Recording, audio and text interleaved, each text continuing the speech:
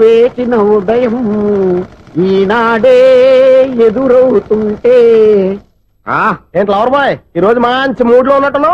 Really dear Sunil, 25 years 25 ఏళ్ల నాటి శాపం ఈనాడు తీరబోతోంది. అయ్యి బాబోయ్, ఇన్నాళ్ళు నెగిటివ్ గా ఉన్న స్టోరీ ఈ రోజు పాజిటివ్ గా మారిపోతుంది అనమాట. అదేదో మా కళ్ళ కట్టినట్టు చెప్పా. 25 years 25 ఏళ్ల క్రితం నేను అరవింద స్వామిలాగా చాలా అందంగా ఉండేవాడిని. ఆ విషయంలో ఆకాశంలో చూస్తా చెప్పాలా? ఫ్లాష్ బ్యాక్ లో అలాగే చెప్పాలి. ఓహో, కంటిన్యూ చేయి. ఆ రోజుల్లో నేను లండన్ లో చదువుకునేవాడిని. ఏంటి లండన్ లోనే? అప్పుడు నా చుట్టూ లేడీ ఫ్యాన్స్ ఉండేవాళ్ళు. నీకే? ఎస్, సరిగ్గా అదే రోజుల్లో రిలేటివ్స్ మ్యారేజ్ గా ఇండియాకి వచ్చాను.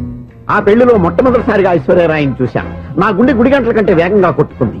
అప్పుడే నాలో మొదలైంది. ఏటి సొగరా? కాదు, ప్రేమ. ఓహో, అంటే నీ ప్రేమ కదా సిల్వర్ జూబ్లీ ఆడేసింది అనమాట. ఎగ్జాక్ట్లీ. నేను టీనేజ్ గర్ల్స్ తో చిలుపుగా తిరగడం చూసి అమ్మాయి ఎంజాయ్ చేసింది. ఆ అమ్మాయిలో ఉన్న అమాయకత్వాన్ని నేను ఎంజాయ్ చేశాను. నాలో ఉన్న సంథింగ్ ఆమెలో ఉన్న సంథింగ్ మా ఇద్దరికి నచ్చాయి. ఒక్కళ్ళనొక్కడు ప్రేమించుకున్నాం. నీ పెద్దోళ్ళు ఒప్పుకుని ఉండరా? అక్కడే నా స్టోరీ టర్నింగ్ లో బర్నింగ్ స్టార్ట్ అయింది. నా పేరెంట్స్ కి ఆ అమ్మాయి అన్నయ్యకి వచ్చిన క్లాష్ లో వాళ్ళ అన్నయ్య ఆ అమ్మాయిని తీసుకుని ఊరెళ్ళిపోయాడు. ఒక్క నిమిషం ఆగవా? ఇక్కడ నుంచి నేను చెప్తాను చూడే. చెప్పు. ఆ అమ్మాయిని తీసుకుని వాళ్ళ అన్నయ్య ఊరెళ్ళాడు. నువ్వు వెనకాలే తోకాడించుకుంటే వాళ్ళు ఊరెళ్ళావు. ఆ అమ్మాయిని ఇచ్చి పెళ్లి చేయమని వాళ్ళ అన్నయ్యని అడిగావు. దానికి వాళ్ళ అన్నయ్య ఒప్పుకోకుండా నీకు 1 ఎకరం పొలం ఇచ్చి అతనికంటే ఓ బత్త ఎక్కువ పండించమని ఆఫర్ ఇచ్చాడు. దానికి నువ్వు సై అన్నావు. కరెక్ట్, ఎగ్జాక్ట్లీ అన్ని తెలిసినట్టే చెప్తున్నావే. నా స్టోరీ నీకెలా తెలుసు? నాకంటే మొత్తం ఆంధ్రప్రదేశ్ అంతా తెలుసా? ఈ సినిమా ఎప్పుడు రిలీజ్ అయ్యి 100 ఆడేసింది. ఏంటి, నా స్టోరీ సినిమా తీసారా? ఇది ఎక్కువ మాడక సినిమాల దగ్గర రివాల్వర్స్ ఉంటాయి. AK-47 ఎదురైనా సరే ఇది నా కథ. మిగిలింది నువ్వు చెప్తావు చెప్పమంటావా? ఈ వయసులో నీకు అంత స్ట్రెయిన్ ఎందుకులే, నేనే చెప్తాను. నేను చెప్పు. నువ్వు కష్టపడి పొలం దున్ని పంట పండించావు. దాంతో ఇలన్స్ నీ పంటను నాశనం చేద్దాం అనుకున్నాను. ఎన్నే వాళ్ళ అన్నయ్య వచ్చి నీ పొలంలో ఎక్స్ట్రా బత్తా ధాన్యం పెట్టి నేను గెలిపించేసాడు. సినిమాలో అలా మార్చారా? ఒరిజినల్ గా అలా జరగలేదా? ఒరిజినల్ గా బస్తా తక్కువ పడింది. అందుకే కదా వాళ్ళ అమ్మాయి అమ్మాయిని నాకు ఇచ్చి పెళ్లి చేయలేదు. ఏమైనా సరే మేము పెళ్లి చేసుకోవాలని నిర్ణయించుకున్నాం. వన్ ఫైన్ డే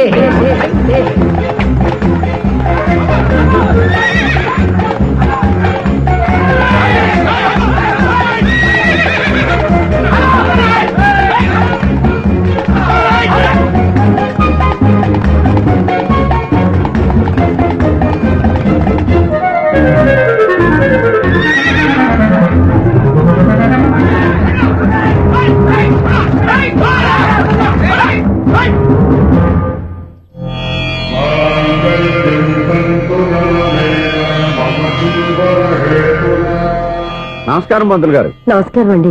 నమస్కారం పంతులు గారు. దేవుడి దయ వల్ల మా పెళ్లి జరిగింది. మీ సాయంతో మా శోభనం కూడా జరగాలి.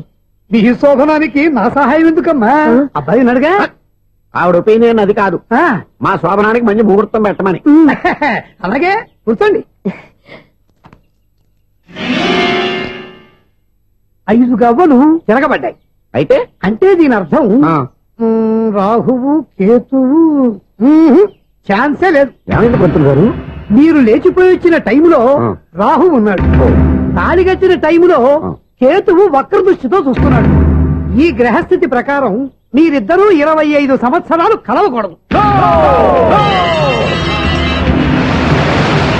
మీరు ఇంగ్లీష్ లో నో అని అరిచినా, హిందీలో నయ్యని గింజుకున్నా జాతకం మారదు. పొరపాటున మీరు కలిశారో ఇద్దరిలో ఒకళ్ళు ఉండరు. పోనీ నేను శారీరకంగా కలవకపోయినా దగ్గరగా ఒకరినొకరు చూసుకుంటూ బతకొచ్చు కదా? చూసుకోవచ్చు, బతకచ్చు. కానీ ఒకే గుమ్మం, ఒకే కంచం, ఒకే మంచం కలిశాయో మిగిలేది ఒకే శ్మశానం. శోభనం వద్దు, మరణమే హద్దు. పంతులు గారు ఆనాడు పెట్టిన గడువు ఈనాటితో తీరిపోయింది. రేపే